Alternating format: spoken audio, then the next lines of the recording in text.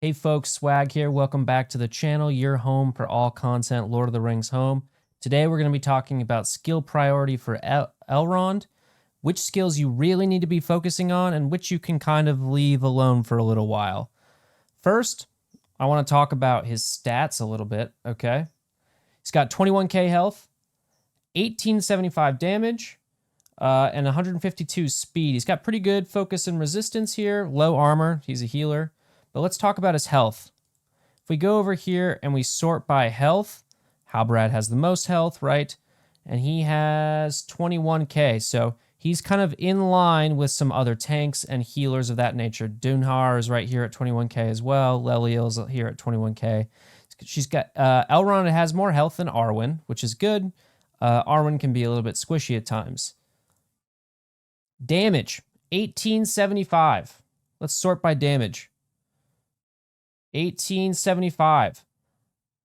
This actually puts Elrond in like a reasonably high damage area. Definitely, he might be the highest damage healer that we have, which is pretty crazy and not something that I was expecting. I didn't think he was actually going to hit that hard. It was basically going to be passive and just focusing on healing and that sort of thing, but he actually hits kind of hard. And then the last thing I want to mention is his speed. So if we sort by speed here, he's at 152. So he's kind of in the middle of the pack. Same as Shagrat in terms of speed. Of course, Shagrat has Terminator manipulation on his leadership ability, but he's sort of in the middle of the pack here. And Elrond is the slowest on the Rivendell Elves team, which means that the Elf team is actually decently fast. And that's going to be exacerbated. That's really going to be emphasized, right? If you get off Lord Elrond's special 2, his ultimate, where he's applying slow for 2 whole turns, right? That's going to be pretty crazy. Plus, Arwen can kind of run laps around people as well with her turn meter manipulation. But let's get into the skills themselves. His basic, at max, attack the enemy target for 170% damage. Grant 1 stack of regeneration for 2 turns to the most wounded squad member. Okay, basically, I think you just have to take this skill to level 3. Always grant regeneration. You always want to have that passive healing going. I think that's a pretty good investment on your part. +1 regeneration duration at level 6. I think you can hold off on that unless you have the resources to do it. I don't think having that extra regeneration duration is really going to help. There's enough boons floating around. Plus, with his passive, I think you might be extending things anyway. So maybe you don't even need that regeneration duration. That is a mouthful to say. All right, let's look at a special 1, Kiss the Ring. Heal all squad members for 15% of this character's max health, which we just said was 21k. 15%, about 10% is 2100, right? So you're looking at about 3150. That's at max, of course. And this is before you take into account his passive. We'll talk about that later. But that's actually a pretty sizable heal. Pretty low cooldown as well, right? So similar size heal to Halbrand's heal. Grant protection for 1 turn and 1 stack of regeneration. Another regeneration going out to the team, to the most wounded squad member. Presumably, this will be Elladan, if things are going your way. And then this is, of course, the Revive. Revive a random elf ally with 65% of their max health. And if there are no elf allies, gain 2 stamina for this ability. So if you're running him more as a plug-and-play character, you can't revive characters that are down, but you can basically get his heal back up and going pretty quickly every 2 turns. That's crazy. Okay, let's take a look. Basically, he maxes out on that healing at level 3, so level 3 is definitely going to be worth it. The upgrades to the max health of your Revive are fine. They don't increase that much, so that's not something I'm too concerned about. But I do think the protection plus the 2% healing is actually very good. So getting it to level 3 is probably pretty good. I think you can hold off on maxing this out because when he's first released, you're probably going to be running him in the Rivendell team. That's how you unlocked him, so I imagine you have the Rivendell team probably pretty geared. And I know people are going to want to try him in other comps, but I think you can hold off on putting your resources into this until we get more resources and maybe he's going to be used in a crazy raid team or some mix match comp later down the road. Okay.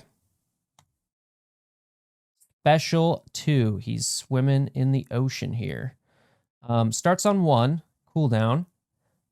Actually, yeah. Before you have it upgraded, it starts on a cooldown of 2. So this will be a turn 3 move until you upgrade it. And that's why I think you pretty much have to, one of the reasons why I think you pretty much have to upgrade this ability all the way, right? Not only is there massive damage increases across the board out of each upgrade, but here you're going to get that turn meter, which is crazy. This is an insane move, right? You're reducing their turn meter, you're putting slow on them, and he's got a decent amount of damage. So this is going to hit like a truck too, I think. I think you have to focus on maxing this skill as quickly as you can. That +1 slow duration, I think, is going to be massive.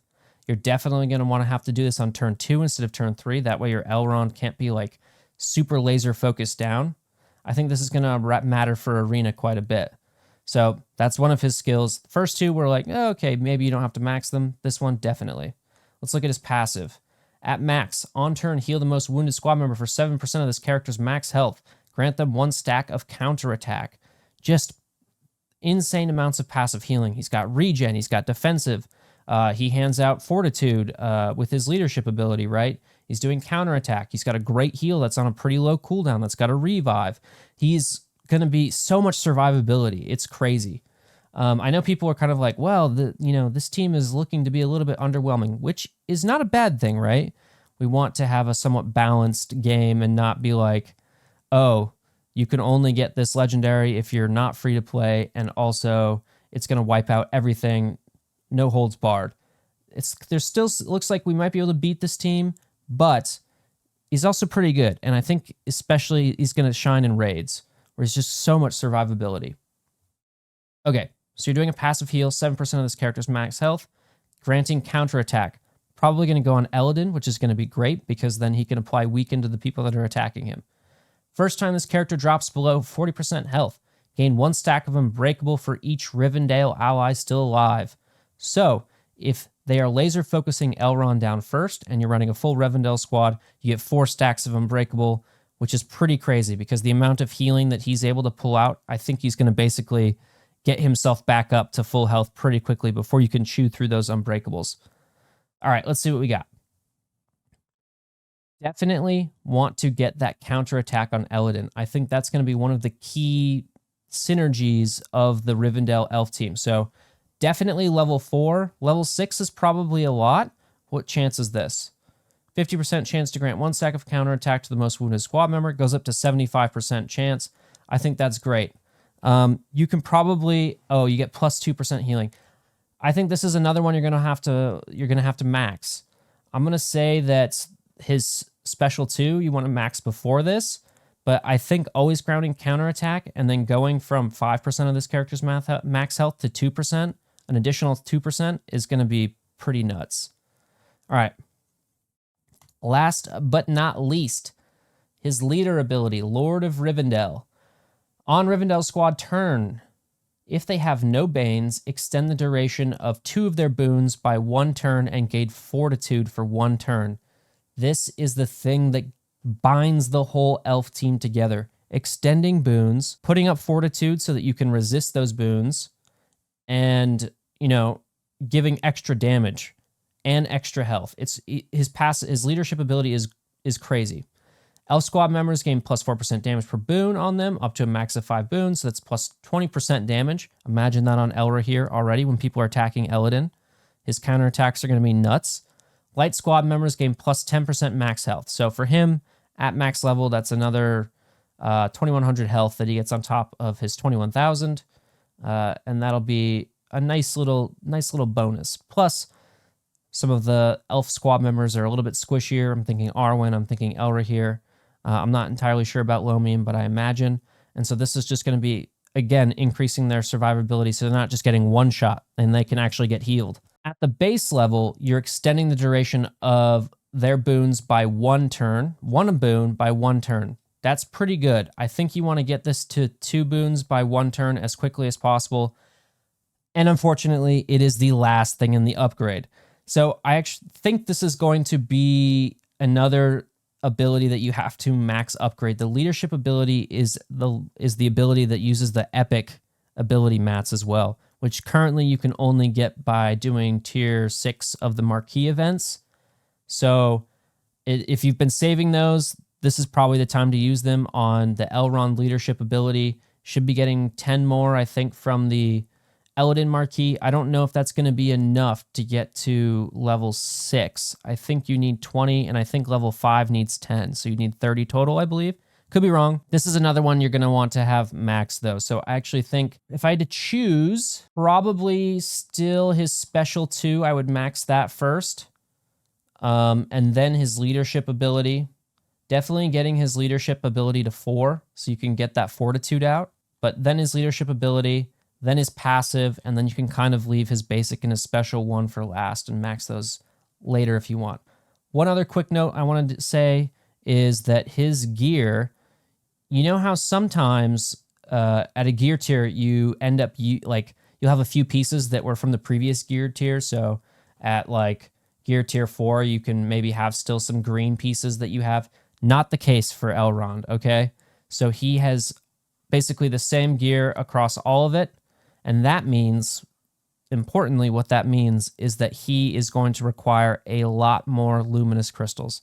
Not a lot more, but like 50 more than you would normally have on a character. 40 to 50 more that you would normally have. He is a legendary. That makes a lot more sense. It's also going to be an increased gold cost per gear tier, but I actually don't think the gold cost increases that much compared to what you're going to be dumping gold-wise and ability mat-wise into his skills. But that's it for me. Thanks for watching.